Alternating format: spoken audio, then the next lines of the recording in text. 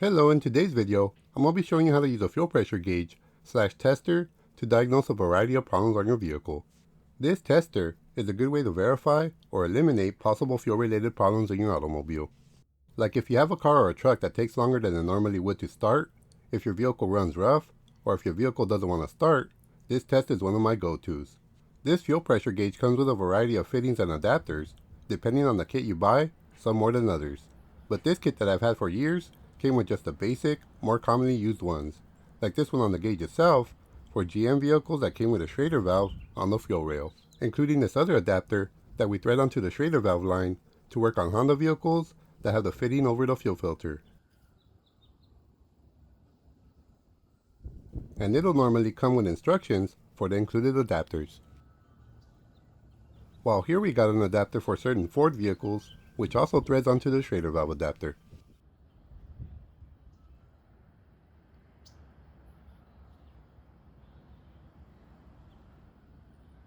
Followed by a barb fitting, but for this style adapter, we will thread onto the gauge directly.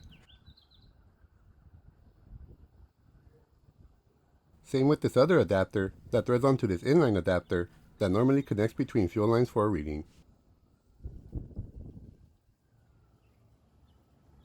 Also included with instructions for different ways to set it up for different makes and models with readings you should get. Anyways, let's get started. I'm going to be testing the fuel pressure on this Trans Am similar to most any outlet engine, which you'll want to locate the Schrader valve first, and what you'll want to look for is a fuel line, which sometimes will be labeled as such. And this fuel line will connect to the fuel rail to supply fuel to the injectors.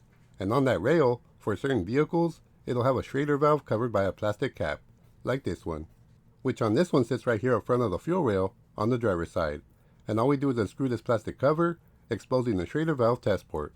Now we grab our fuel pressure tester with the appropriate hose, making sure that it's threaded on tightly to the side with the gauge, so we avoid any leaks.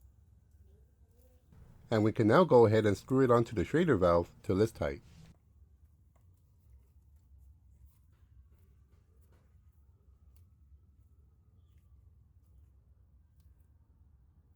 For our first test, I like to turn the key on, but without trying to start the car. This will turn on the fuel pump for a few seconds. This way we can confirm that the fuel pump comes on and that it builds up pressure. And this way we can also verify function of the fuel pressure regulator. You will notice when we turn the key that the pressure moves up to 58 psi, even if I cycle it again, 58 psi. For the short period that the fuel pump comes on, it is being regulated by the fuel pressure regulator, and once the fuel pump shuts off, fuel pressure will drop slightly, then hold, and remain steady. At least that's what you would want it to do, but that's not always the case. Now if the fuel reading kept dropping and dropping, first we'll want to make sure that we got no leaks in our connections, which we don't. Now if you did have dropping in the fuel pressure, it could signify a bad fuel pressure regulator that's allowing fuel to return back into the tank, a bad check valve in the fuel pump, since newer in-tank fuel pumps have built-in check valves, or possibly a leaking fuel injector leaking fuel, which can be spotted by removing your spark plugs and looking for any fuel-soaked spark plugs like this one. But as for this one, we check out okay. Even after waiting 10 minutes, we've only dropped 2 psi or so. This all checks out okay and normal. For this next test, we will now be testing the fuel pressure with the engine running, so let's start it up. This fuel pressure reading should stay steady somewhere between 55 and 62 psi on most Chevy V8 car or truck engines, but if you're testing something else, operating pressures will vary, so you may need to look up that information. And this one here is at about 58 psi, which is also a good reading.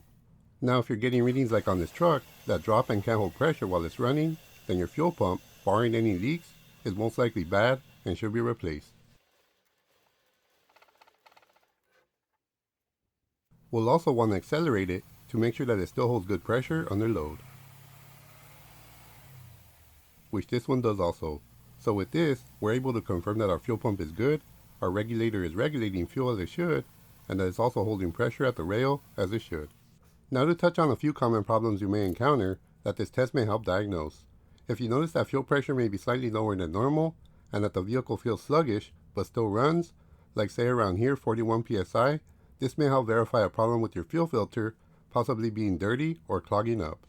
Now if you notice fuel pressure is higher than it should be, it could indicate that your fuel pressure regulator is bad and not regulating fuel pressure as it should. Another common issue with a faulty fuel pressure regulator is it's not holding pressure. Like if you have a car or a truck that takes longer than normal to start, or you have to cycle the key a couple times before cranking to start, this could indicate fuel leaking back into your tank due to a faulty fuel pressure regulator that's not holding. So you end up having to crank it a few times to get fuel to reach the engine again.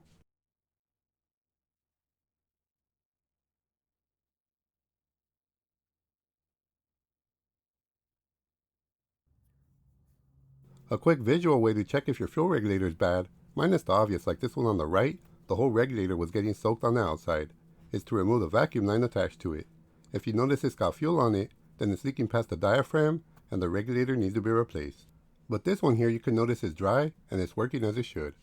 Some vehicles unfortunately don't have them easy to access. Like on these, this is the fuel pump assembly that sits inside the gas tank for this Trans Am, and the regulator is located right here attached to the whole assembly, so it's normally replaced as a whole unit. Well, I hope this video was helpful and may help you diagnose possible problems in your car or truck. Thank you for watching. Please click that thumbs up button to support my video and my channel, and please subscribe if you haven't done so.